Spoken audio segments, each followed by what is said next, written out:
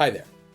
My name is Lucas Weiss, and I am the host of the Weesesports Quarantine Chronicles. For today's episode, I'm joined by Sydney Cariel. Sydney is a sports anchor and reporter at ABC12 in Flint, Michigan. In this episode, I chat with Sydney about attending Arizona State's Walter Cronkite Journalism program, her experience covering sports in a small market, and how being persistent is such an important trait to have as a young sports journalist. The Weesports Quarantine Chronicles is on YouTube, Apple Podcasts, and Spotify. So make sure to like, rate, watch, and subscribe to all three of those channels.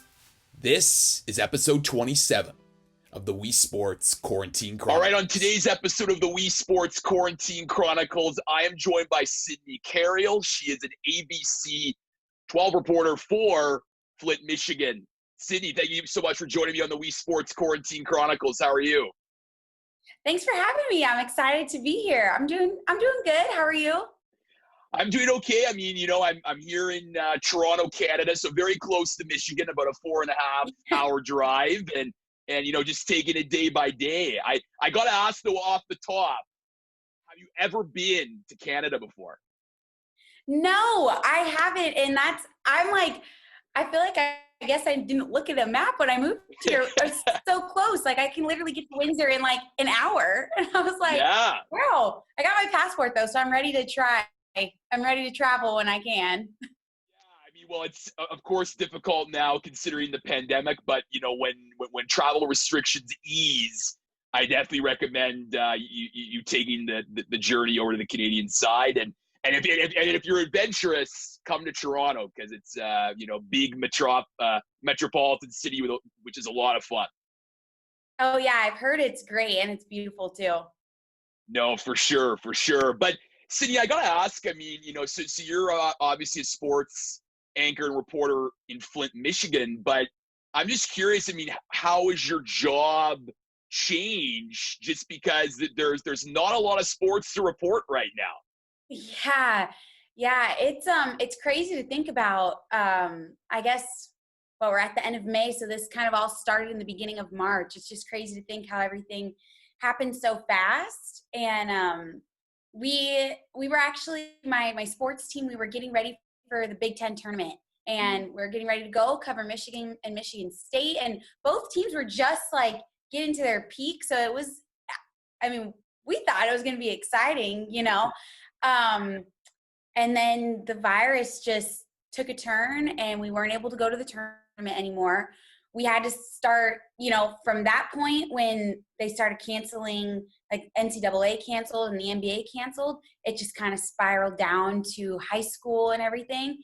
So from there, we had to get creative, and we were like, okay, what stories can we tell without having to go and shoot video? Because we weren't, allowed to see or be face-to-face and stuff. Mm-hmm. So we had to get creative with that and kind of find the stories that weren't able to be told during the season, or might have got looked over. And then as it went on, it just kind of ran out of sports. So I've been assigned more news stories now, which is a lot harder. And it's something I never imagined I would have to do, but I can say it's helped me grow a lot. And it just makes you kind of grow up in the industry quicker than you hoped, but it's wild, but it's a good learning experience, that's for sure. No doubt, because I mean, being a sports journalist, people describe it as the toy world. It's so much fun, and you're covering all these often really feel good stories. But as a journalist, you're sometimes assigned to cover some really hard stories, and you hit the nail on the head on that point of just growing as a journalist by being able to cover new stories. So I'm just curious, like, what's a work week like for you? Like, are you working remotely? Are you going on site to different stories? Like, how have those logistical challenges been to tackle? Yeah, so it has been kind of hard the longer this has been going on. Actually, at first, it was okay. Well, we had our microphone extension stick, 6 feet long, the whole works. Would wear our mask, our gloves, and go out and interview people. But then it turned more into Zoom interviews, which is great. It's fine. It's, I guess, in a way safer for both parties. But the problem with that is trying to find video then after for B-roll. Because, if we're not out shooting it ourselves, then we have to find it in the archives or get creative, like in our apartments, and make video. I did a story on rainbows over Michigan, and people would paint their windows, to kind of bring some light. And I didn't have any B-roll because, of course, the day I did it, it rained. And so it was one of those things. So I literally painted my window and recorded myself and had to do my own B-roll. So that's kind of like an example of just having to get creative because you have to. There's no other way to do it, or maybe with graphics. But a normal day for me is just go into the studio, grab my camera, just all my gear, the laptop, and then come back, send in story ideas. I try to send around 3 each day I work, just 2 or 3, just so there's options, or ultimately it's the news director and the assignment editor's decision on what they want us to do, especially if there's breaking news. And then some days I'll just sit in the car and wait for the assignment so I can go. Or if I have a pretty good idea that it could be close to my apartment, I'll just come back home and just wait for my assignment and then go on with the day. And most of my stories are due at 11 p.m. So then I shoot it, interview, whatever the whole works, day turn it, and call it a day. It's a little weird. It was weird at first just because trying to remove yourself from, being home and then trying to get into work mode. But I guess you get used to it. Have gotten used to it. Yeah, it's all about, embracing the challenge and learning to adapt, which is obviously so important for journalists, especially today given how fluid this situation is. But I want to go back a few years and just start, go into, the origins of your career. And you're a Bay Area native, and I've had a few Bay Area reporters on. And from what I can tell, it's just, it's hard not to be a sports fan in the Bay Area because there's so many sports to choose from. So I'm just curious about how you fell in love with sports, and did you always want to be a journalist, broadcaster covering sports? Yeah, so my family, we are huge diehard 49er, San Jose Sharks, and A's fans, and we follow the Warriors as well. But just growing up, that was just it. Sundays, Niner games. My parents have been season ticket holders for the 49ers since 2000. So way back, my family, not just my immediate family, but extended shared season tickets for the Sharks because, hockey, there's a lot more games to go to. So of course. Yeah. So they, with the Sharks, and then the A's, we lived, I know a lot of people would be like, oh, you're a 49er fan, but not a Giants fan. But we just lived closer. I grew up closer to the Coliseum, and A's tickets were cheaper. And still are, We know the Coliseum. We've all seen Moneyball. But so we would go to games up, every bobblehead game growing up until, we hit an older age, my brother and I, and sports and everything. But we would go to the bobblehead games and sit out there for hours, get the bobblehead, come back out, tailgate before the game, go to the game, come back out. And I don't know, it was just really fun. So it really stemmed from my parents, my mom and dad, huge sports fans. And then my brother and I that's just us. That's just the Cariels. We are diehard Niner, Sharks, A's. If we're not home, we're probably at a game. So that's kind of where that started. And it's funny. And it's funny, when I was in 8th grade, my most likely to be a sports reporter. So that was kind of full circle, kind of cool now. But Very full circle. Yeah. Most 8th grade predictions fall flat, they're these pipe dreams. But look at you now. Carrying on that torch of that prediction. Yeah, and I think it's because we just, like I said, my family, we were also passionate about it. So like, when Raider fans would want to get in a conversation, I was ready to talk.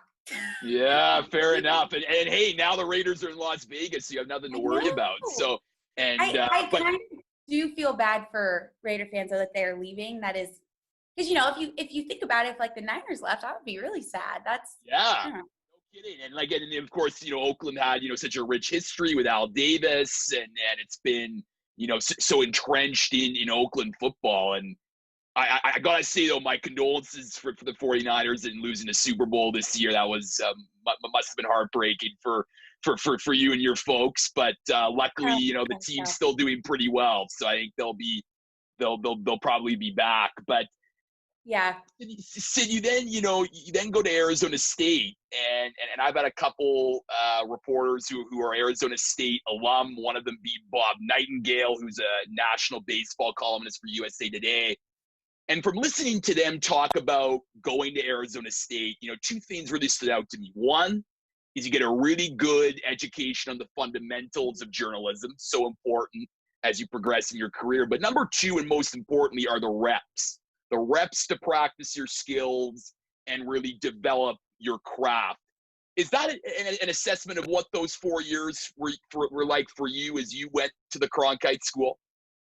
Yeah, it really, honestly, like it might sound cliche, but it changed my life, changed my career. Like if I didn't go there, I don't know if I would be sitting here in Michigan today. I don't know if I don't know if I would be where I am. And they nailed it. It did help you grow. And it starts with freshman year, you take the prereq classes just about journalism, the history of it all. I mean, we went to the Walter Cronkite School of Journalism, so we got to know the background. And then by sophomore year, that's kind of where it takes a turn of, do you want to go print? Do you want to go broadcast? Here's kind of where you can pick your path or stay both, whatever floats your boat here. And they straight up told you, which is something that always sat with me, is that, this career is going to be hard. It's going to be, you're not just going to, graduate, apply, and think you're going to get your dream job right out of the gate. It's going to take time. It's going to be hard. You're probably going to have to move somewhere far from your family, live somewhere that you never expected, and grind it out for a couple of years type thing. And if that doesn't sit with you, then you're probably not in the right major or right industry. And I just remember that. They said it sophomore year, and it just, it's nailed into you, and you're like, yeah, you're right. This is true. Because if you go and look at all other broadcasters, you see their paths. It's a long path to get that dream job that you want. So hearing that right away was good. And then just, they make you take, I had to take news classes, which is good now looking back, because who would have thought I'd be covering news now, but I am. So looking back, that was good. And then junior year, I was purely sports journalism. So every class was on how to cover sports, how to shoot a football game, how to write a sports story. Like everything was about it. So I never missed school because I liked it. Never missed class because it was fun. It was fun to go to school type thing. No, for sure. Well, I'm the same way. I mean, I'm not afraid to admit it. I mean, like if you love what you're doing, it's hard to skip. So, which is great. But I love what you said about, what they told you, and the whole idea about how this industry is hard, and how you really need thick skin, because it's very much a journey, in terms of, the different types of stops, that you go to in order to build and develop your career. But I'm just curious, Sid, like what were some of the assignments that you did in terms of the sports that you were covering when you were at Arizona State?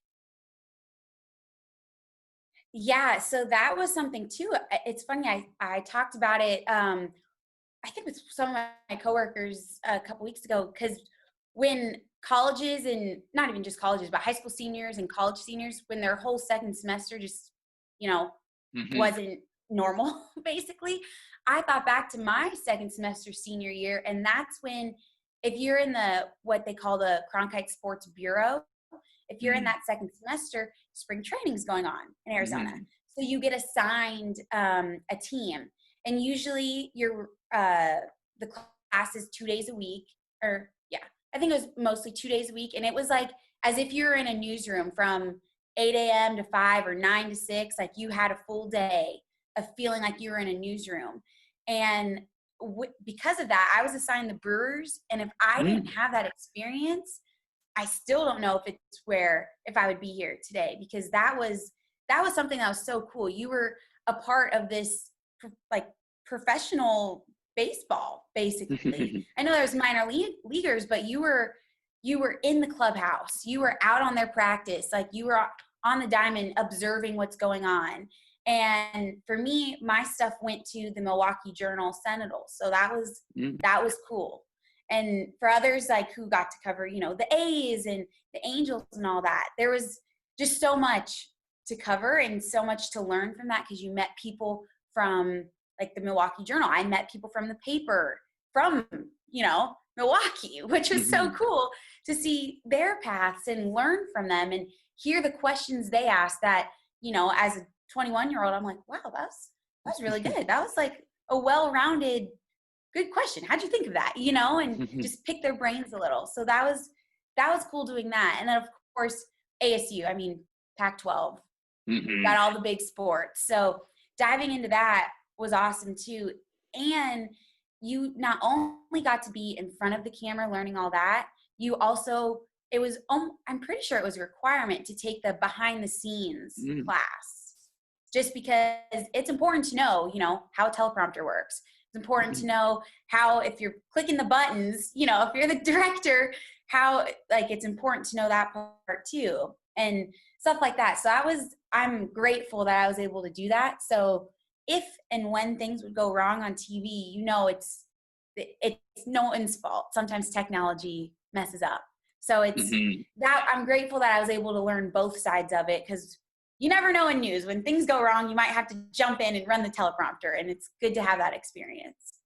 Well, it's, being able to improvise, so important, especially in news. And you mentioned something really fascinating just about learning different skills. And I think I'm sure for the Cronkite graduates of 20, 30, 40 years ago, it was a print focus, because, your first job out of school probably would have been the newspaper, coming out of school. Whereas now you got to learn all those different facets in order to be hireable in this industry. I know I certainly am, and so did you. So it's just fascinating to me how the industry has changed and how the education of journalism has changed, just in terms of what young students are now learning and the different types of skills you need in the journalistic toolbox. Yeah, no, I agree with that 100%. And I think, especially during this time, kind of what I said earlier, having to get creative, that I think that kind of stemmed from being at ASU too, because you'll see, being around all of my classmates who just, everyone there is so talented. So seeing, what they did, or seeing, oh, wow, they took that wide shot and, used the editing system to make it cooler. Like they didn't have to, if you're setting up a shot by yourself, they would take a wide shot and zoom in, and you're like, oh, you don't need a extra person to help you do that. You can do it on your own. And just seeing other people's creativity, I think, kind of sparks the creativity within you. And ASU, there's just so many talented kids that was also too cool. That was also cool too, to learn just from my classmates sitting right next to me, seeing like, oh man, they're clicking things fast, but they're doing cool stuff. Teach me what's going on. No, for sure. And it's still one of the top journalism schools in the United States, producing a lot of really talented journalists. But Sid, my next question for you is, how do you, so you go to ASU, then how do you end up at Odessa, Texas? And of course, for anyone listening, Odessa famous for Friday Night Lights.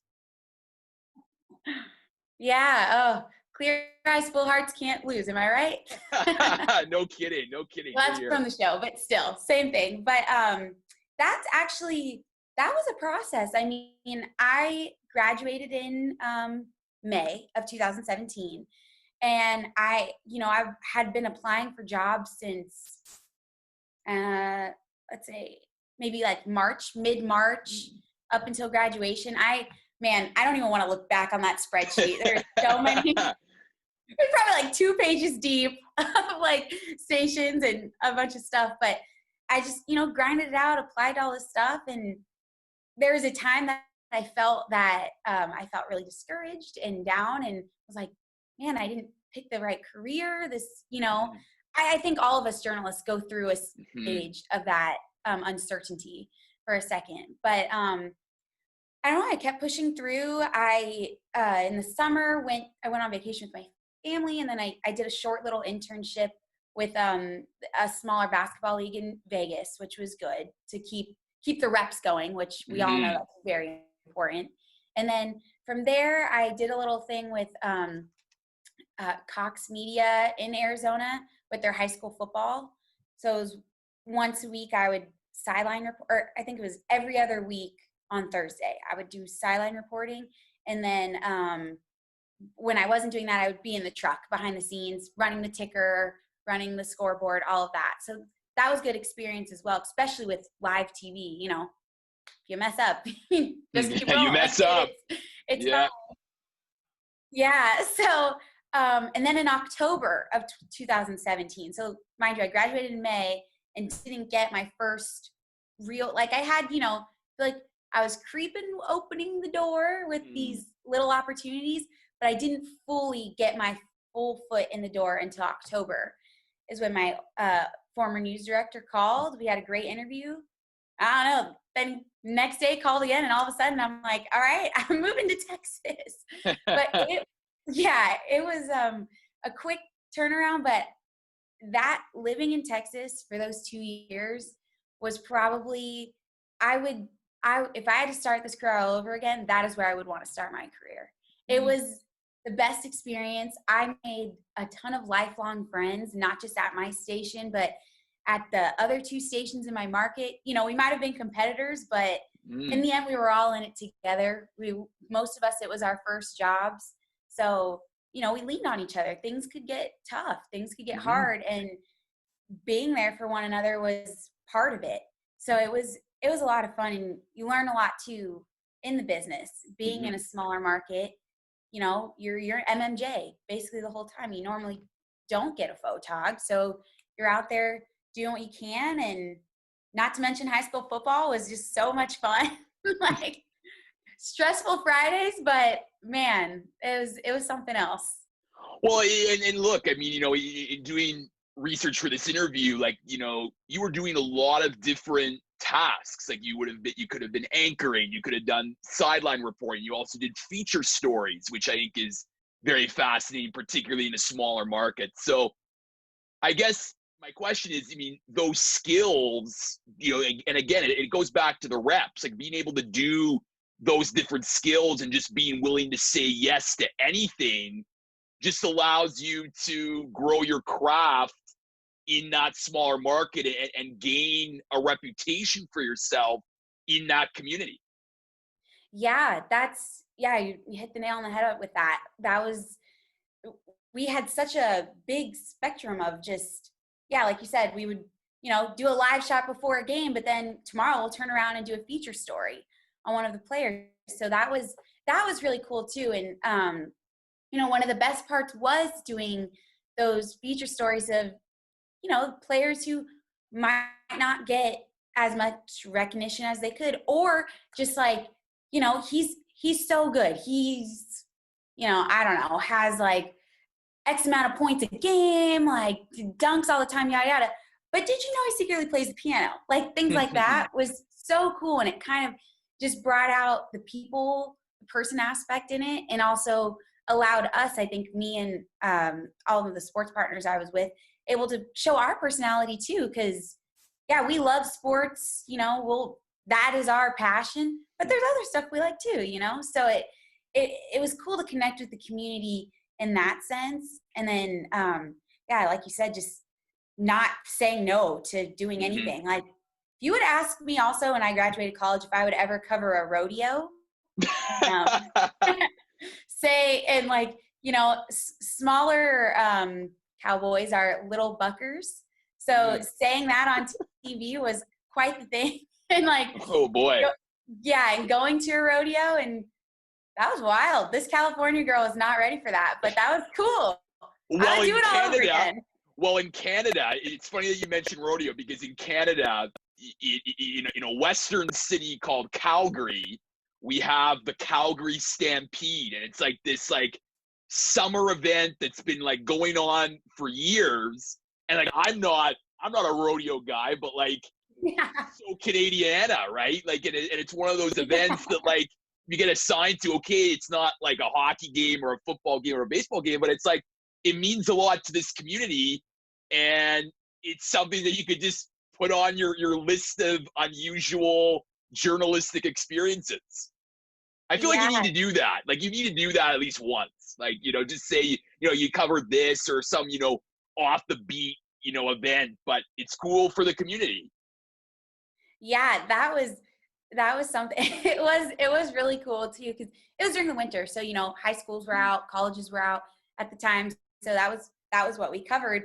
And I also, a lot of people might not know this is a sport, but I also covered, that's quite the thing too. And I was scared shooting it because the horse would go in a circle and kind of trot. It was kind of fast. And whoever the equestrian was on top of the horse doing gymnastics. It was just crazy. And I was worried. I don't know. They're like in the air. And I'm like, oh my gosh, please don't fall on while I'm filming. Like, you don't need anybody to get hurt here. Yeah, no, it's something you got to be careful of. And one of your other experiences, which I found really unique in preparing for this interview, was, you know, you were in a restaurant when Texas Tech made it to the national championship. And I'm just curious for you, because I mean, you know, look, I mean, journalists, it's tough sometimes, you know, being, you know, the sideline reporter at a football game, but you're at this restaurant or pub that's like, you know, with a lot of passionate fans. So I'm just curious how you remain objective, but also, you know, show that, you know, you're feeding off that energy that many Texas Tech fans are feeling, that, you know, they're going to compete for a national championship. Yeah, that was crazy. And they were a lot of alumni there, which, man, I couldn't imagine, you know, if ASU ever did something like that. I understand where they're coming from. But yeah, that the video you're referring to, yeah, I went to go do my live shot, and then one of the people in the restaurant just put the hat on my head. Yeah. I just had to roll with it. I was just like, hey, yeah. But that was kind of fun, because I felt like that was a moment where I don't even think I had a real script. I think it was just, the game was still going on behind me, or it was close to finishing, I think. So I just had to roll with it as if I was talking to you or talking to a friend, you know, just here's what I'm seeing. Here's what's going on. This is what's left in the game. Clearly these fans are pumped, and who wouldn't be? You know, your team is almost headed to the national championship. So they rightfully should be like this. So that was that was, thinking back now, actually, that was a big learning experience, because I was totally off script and just as if I was talking to a friend, basically. Well, it's good to be authentic, and I think a lot of, you know, it's what a lot of young broadcasters get taught, you know, when they're in front of the cameras, because I find that the ones that, even, you know, when they feel like they don't have a script, it's just more natural, and it allows you to connect with your audience a lot better. Yeah. And certainly that clip definitely did that. But Sid, I want to transition. So you're in Odessa for a couple of years. You know, you're covering a lot of different sports, high school football, of course.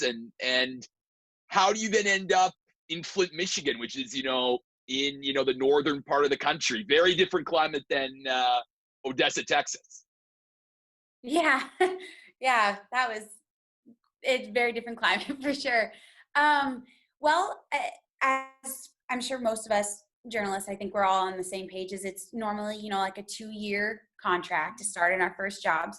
So my 2 years came up, and I felt like I had accomplished what I needed to accomplish in Midland, Odessa, Texas. I felt that I learned so much just from being there and from my coworkers and the different, we switched companies. So the different workflow of everything, I just felt like I learned a lot. I was ready to take that next step in my career. And when I was going through the process of reapplying, you would think it would have been easier because, you finally got your foot in the door, but it was still just as much as a grind. And, I again reached a point where I had felt discouraged a little bit and, felt like, oh man, do I need to be here for another year? And it would have been okay if I would have, but it was a weird time again where I, mixed emotions, and you don't want to lose that drive to I'm just going to keep grinding. It's everything happens for a reason. Just got to keep grinding it out. Everything happens for a reason is like what I fully believe in this whole process. And my current sports director, he actually just happened to come across my reel on YouTube. He was searching for another week or a new weekend sports anchor and reporter, just came across mine. So I went to ASU. He went to ASU. So he had emailed me. We had a conversation, and it was as if talking to a friend. Hit it off right away. I talked to the news director. They flew me out. I had great experience there. Met a lot of people at the station. Met the GM, my GM now, and turned out my new GM knows my old GM, and I don't know, it just felt like everything fell in place.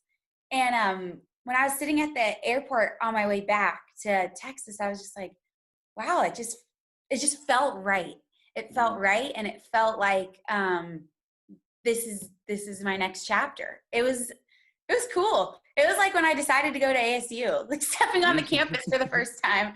It was kind of a feeling like that. And then I moved December.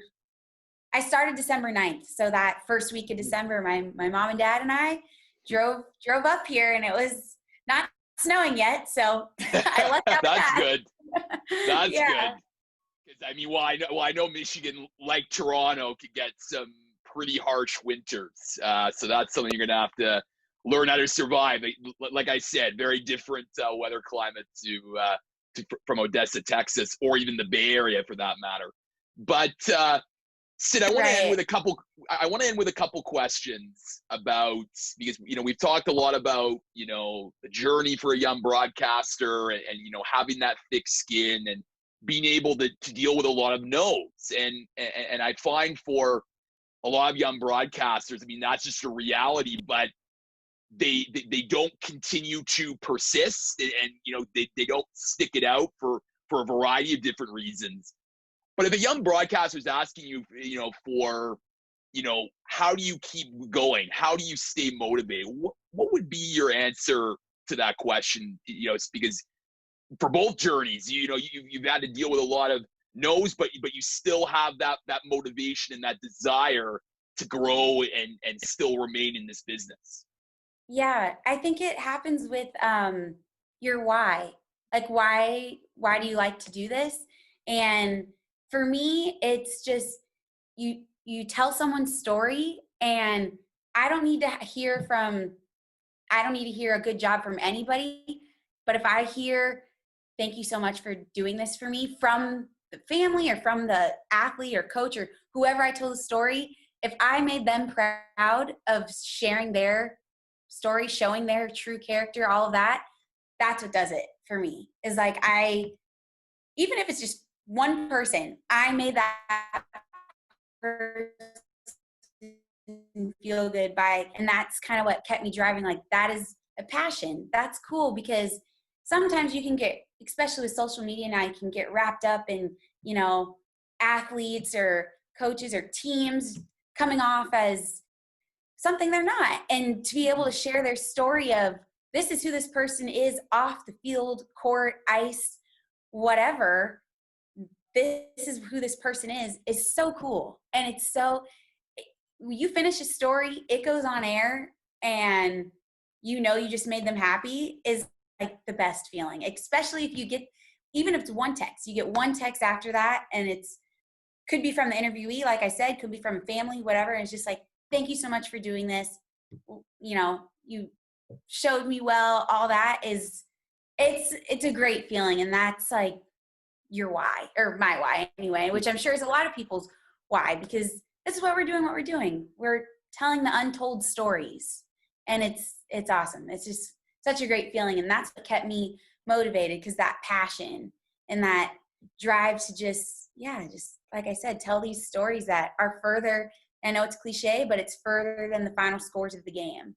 So it's awesome.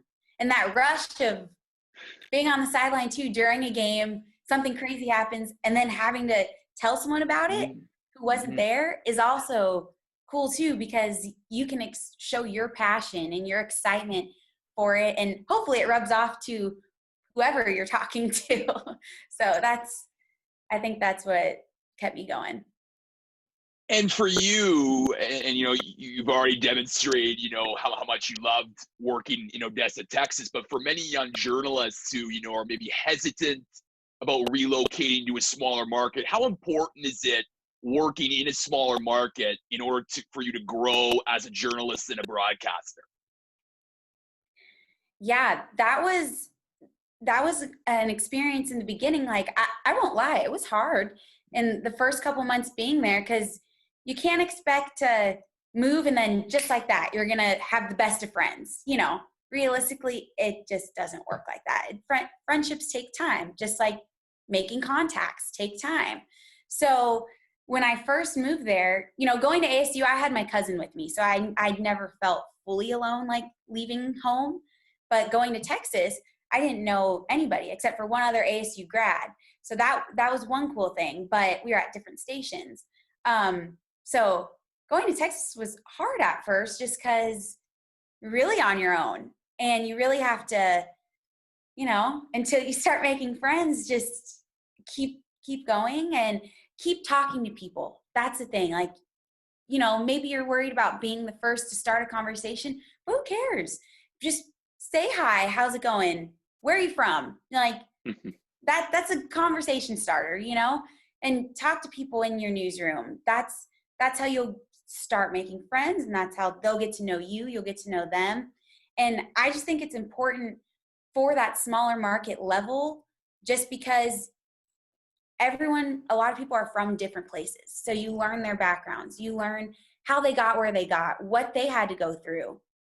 And on top of that, in the smaller markets, you make these contacts with coaches, or I guess not just coaches, but with a lot of people in the community that are willing to help you and willing to, you know, here, let me give you guys these numbers here, you know, here's a good story and all that. And that helps you grow too. And maintaining those contacts then steps up for more, which then just grows your network, which is just awesome. And, you know, being in a smaller market at first is, I think, the best thing that could happen to a new journalist, just because you have to learn how to do basically everything. You know, you don't have the photog there. You're going out and you're jumping in the deep end and just roll with it. You can do it. So it's an experience, but it's a good one for your career. Sydney Cariel, she is a sports anchor and reporter for ABC12 in Flint, Michigan. Sydney, thank you so much for coming on the Weesesports Quarantine Chronicles. Thank you so much for having me. This is fun. It's kind of weird being on the other side of the questions, but Of course. Thanks so much.